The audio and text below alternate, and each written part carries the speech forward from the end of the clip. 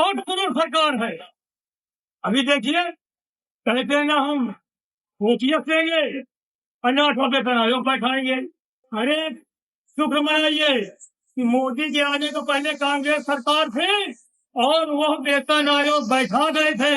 अगर वो बैठाए न होते तो यदि 7वां वेतन आयोग भी आप न दे पाते तो ये रवैया। चुनाव से पहले जहां किसान भारत बंद का ऐलान कर चुके हैं, संयुक्त किसान मोर्चा ने भारत बंद का ऐलान करा है, वहीं दूसरी ओर जो उत्तर प्रदेश राज्य कर्मचारी संघ के लोग हैं वो पुरानी पेंशन बहाली समेत 5 सूत्री मांगों को लेकर आंदोलित हैं। हमारे साथ कमल अग्रवाल जो प्रांतीय अध्यक्ष हैं वो बात करने के लिए मौजूद है। कमल जी, क्या कुछ मांगे हैं और क्या कुछ नाराजगी? आप लोग लगातार आंदोलन कर रहे हैं लेकिन सरकार आपकी बात सुनने से इनकार कर रही है। पिछले कई वर्षों से उत्तर प्रदेश राज्य कर्मचारी महासंघ ने अपने कर्मचारियों की न्याय उचित मांगों के लिए वार्ता हेतु हमने जो है अनुरोध किया है माननीय मुख्य सचिव महोदय से, अपर मुख्य सचिव कार्मिक और अपर वेतन आयोग 2 से, परंतु अभी तक उन्होंने हमसे वार्ता नहीं कर रहे हैं और वार्ता न किए जाने के कारण हमारी न्याय उचित मांगे पूरी नहीं हो पा रही हैं। जी, ये पीएफ आरडीए का क्या मसला है? पीएफ आरडीए का मसला ये है, 1 अप्रैल 2005 से पुरानी पेंशन को बंद कर दिया गया और नई पेंशन योजना नेशनल पेंशन स्कीम लागू कर दी गई, जो कि नो पेंशन स्कीम है।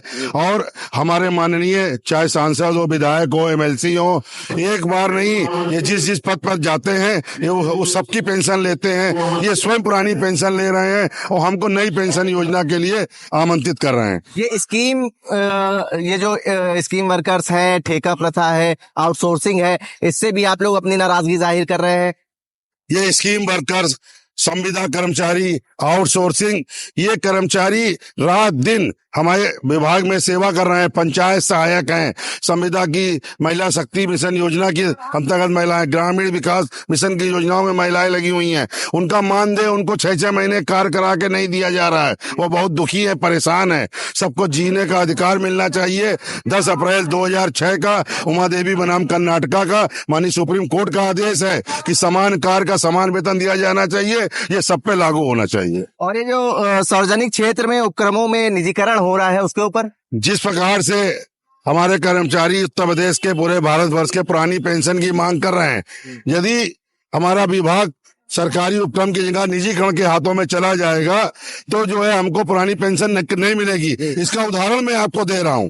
मैं ये मेट्रो चल रही है केडी सिंह बाबू स्टेडियम, अभी मैं इससे आया हूँ आज सचिवालय से यहाँ तक, तो मुझे पता चला कि एक G4 कंपनी यहाँ पे थी, उसने जो है यहाँ पे नौकरी दी गार्ड्स को, उसको 22,000 रुपए सैलरी दे रही थी, परंतु उसको उस कंपनी को हटा के अब जो है SIA सिक्योरिटी से सर्विस दी जा रही है, जो 9,000 रुपए में वही कर्मचारी जो 22,000 में सेवा दे रहे थे अब 9,000 में दे रहे हैं। तो उनको जीने का अधिकार, उनकी सैलरी जब 22,000 विज्ञापन था 22,000 ही दिया जाना चाहिए। आप लोगों का आरोप है कि सरकार ने 18 महीनों से आप लोगों को डीए नहीं दिया। सरकार ने कोरोना काल में ये असमर्थता जाहिर की कि चूंकि GST प्राप्त नहीं हो पा रहा है, इसलिए जो है हम जो है भत्ते देने में असमर्थ हैं। अभी जनवरी 2024 में 1.6 लाख करोड़ रुपए GST प्राप्त हुई है, तो इनको हमारे भत्तों को पुनः लागू किया जाना चाहिए। ये चिकित्सा प्रतिपूर्ति में आयकर कटौती पर रोक लगाई जाए, इसका क्या मतलब है? चिकित्सा प्रतिपूर्ति में आयकर कटौती का मतलब ये है कि जो हमारे कर्मचारी सरकारी सेवा करते हैं उसके बाद उनको जो है चिकित्सा प्रतिपूर्ति का लाभ मिलता है, तो ये हमारा इनकम टैक्स उसमें काट लेते हैं। चिकित्सा इलाज कराना कोई हमारी बिजनेस, हमारी आय नहीं है। और एक सबसे बड़ी इसमें जो है विसंगति ये है, जो एनपीएस के कर्मचारी हैं, जो न्यू पेंशन स्कीम के कर्मचारी सेवानिवृत्त हो रहे हैं, उसको चिकित्सा प्रतिपूर्ति का लाभ नहीं मिल रहा है, उनको भी लाभ दिया जाना चाहिए। आप लोगों ने अभी ज्ञापन दिया है, किसके नाम ज्ञापन दिया और किसको सौंपा है ज्ञापन? हम माननीय प्रधानमंत्री महोदय, भारत सरकार नई दिल्ली और उत्तर प्रदेश सरकार नई दिल्ली, मुख्यमंत्री उत्तर प्रदेश सरकार को ज्ञापन देंगे और अभी ज्ञापन हमारा देने का कार्यक्रम 3 बजे का है। 3 महीने का है अभी? 3 बजे का है। 3 बजे का है। 3 बजे आप लोग ज्ञापन देंगे। इस बार जो संख्या है वो काफी कम नजर आ रही है, इसकी क्या वजह? संख्या कम नहीं है, हम लोगों ने जाड़े के हिसाब से कुर्सियां लगवाई थी और लोग जो है जाड़े को गम होने का, गर्मी का छांव में इकट्ठे खड़े हो गए, इसलिए आपको दिखाई दे रहा है कि भीड़ कम है। अच्छा, एक चीज और, लोकसभा चुनाव करीब है, अगर आप लोगों की मांगे नहीं मानी जाती है तो आप लोग क्या निर्णय लेंगे? हमारा आंदोलन जारी रहेगा। जारी रहेगा जी। तो सरकार के विपरीत भी आप जा सकते हैं। सरकार से विपरीत हम नहीं जा रहे हैं, हम सरकार से अपनी मांगों को पूरा करने के लिए आंदोलन करते रहेंगे। ठीक है, शांतिपूर्वक हम सरकार के सामने अपनी बात को शांतिपूर्वक रखना चाहते हैं और हम अपने समस्त कर्मचारियों का जो एक मुद्दा जटिल बना हुआ है पुरानी पेंशन को, इसको शांतिपूर्वक तरीके से सरकार के सामने रख के अपने कर्मचारी के हितों में फैसला लेना चाहते हैं। सवाल फिर वही है, शांतिपूर्ण तरीके से आप लोग आंदोलन कर रहे हैं, अगर सरकार आपकी बातें आपकी मांगे जो है वो नहीं मानती तो क्या अगला कदम रहेगा? अगला कदम हमारा, अगर सरकार नहीं मानती तो आंदोलन को हम तेज करेंगे। हम कर्मचारी हैं और अपनी मांगों के लिए हम आज सड़क पर उतर रहे हैं और आगे भी अपने संघर्ष को धार देते रहेंगे जब तक हमारी मांगे नहीं मानी जाती।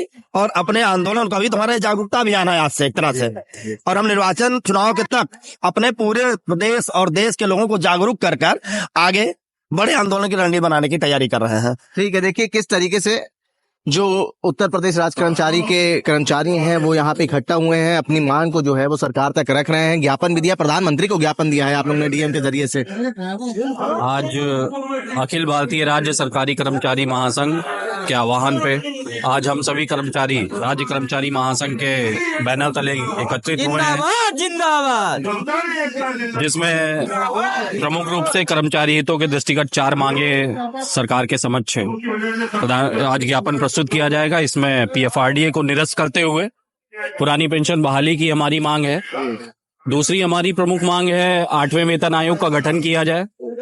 तीसरी हमारी प्रमुख मांग है संविदा एवं आउटसोर्सिंग पर कार्यरत जो हमारे कर्मचारी बंधु विभिन्न विभागों में लगे हुए हैं उनका विनियमितीकरण किया जाए। समान कार्य के आधार पर समान वेतन का सिद्धांत के आधार पर माननीय सर्वोच्च न्यायालय के कई आदेश जारी हो रखे हैं और सरकार उसको भी मानने को तैयार नहीं है।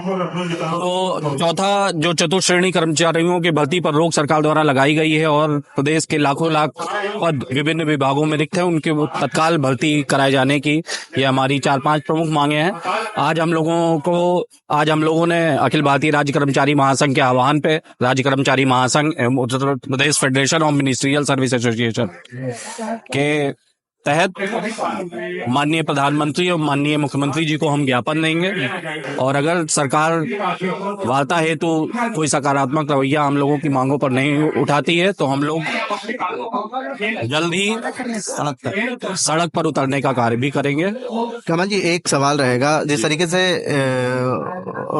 संयुक्त किसान मोर्चा बंद का ऐलान कर चुका है, क्या आप लोग भी ऐसा ही बंद का ऐलान भी करेंगे? संयुक्त किसान मोर्चा, किसान हमारे देश की धरोहर है और जब किसान अच्छी खेती अच्छी फसल उगाता है और यदि उसको अच्छी फसल का मूल्य प्राप्त नहीं हो रहा है, इसलिए उसने बंद का आह्वान किया है। उत्तर प्रदेश राज्य के कर्मचारी और भारतवर्ष के कर्मचारी, यदि उनकी भी समस्याओं को नहीं सुना जाएगा तो हम भी आंदोलन और संघर्ष के लिए हमेशा आगे रहेंगे। ठीक है, देखिए तमाम जो उत्तर प्रदेश राज्य कर्मचारी महासंघ के जो कर्मचारी हैं, जो प्रांतीय अध्यक्ष हैं कमल जी, उन्होंने हमसे बात करी और कहा है कि अगर सरकारें हमारी मांगे नहीं मानती है तो आने वाले समय में एक बड़ा आंदोलन की हम लोग तैयारी कर रहे हैं। जनसंदेश टाइम्स के लिए कैमरा पर्सन निशान खान के साथ आकिब मिराज खान।